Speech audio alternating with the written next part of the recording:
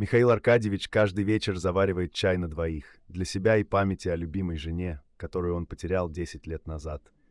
Его жизнь — череда ритуалов и воспоминаний, наполненных тишиной и теплом. Но однажды в дверь стучится незнакомка. Одинокая женщина, тоже потерявшая свое прошлое.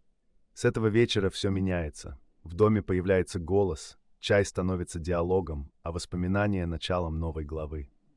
Это история о том, как нежность прошлого может стать мостом в настоящее, где снова есть место для двоих.